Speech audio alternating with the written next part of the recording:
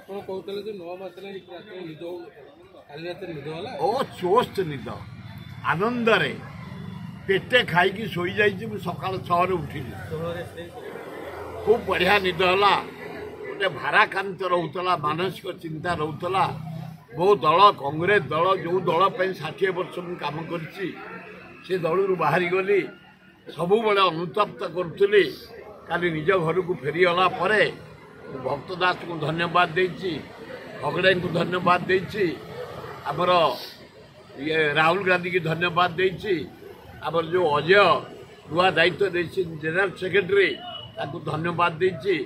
ସମସ୍ତେ ମିଶିକିରି କଂଗ୍ରେସଟା କେମିତି ମଜବୁତ କରି ଆମ ରାଜ୍ୟରେ ଲାଗି ପଡ଼ିବ। ଆଜ୍ଞା, କଂଗ୍ରେସ ଯୁବକମାନଙ୍କୁ କେତେ ଗୁରୁତ୍ୱ ଦେବ? 80% ଯୁବକଙ୍କୁ ଏଥର ଟିକେଟ୍ ଦିଆଯିବ ବୋଲି ଭାଇ ଭଉଣୀମାନଙ୍କୁ ଫାଇନାଲ କରୁଛି। ରାହୁଲ ଗାନ୍ଧୀ କହିଛନ୍ତି 80% ଯୁବକ ଯୁବତୀଙ୍କୁ ଏଥର ଟିକେଟ୍ ଦିଆଯିବ।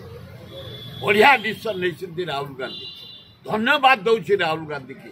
ଯଦି ଏଇ ଷ୍ଟାଣ୍ଡ ରହିଯାଏ 80% ଯୁବକ ଯୁବତୀ ଟିକେଟ୍ ପାଇବେ, ଭାରତର ପ୍ରଧାନମନ୍ତ୍ରୀ ରାହୁଲ ଗାନ୍ଧୀ ହେବେ, ଗୋଟେ ବଢ଼ିଆ ସରକାର ଚାଲିବ ଇଣ୍ଡିଆରେ, ଆପଣମାନେ ଦେଖିବେ।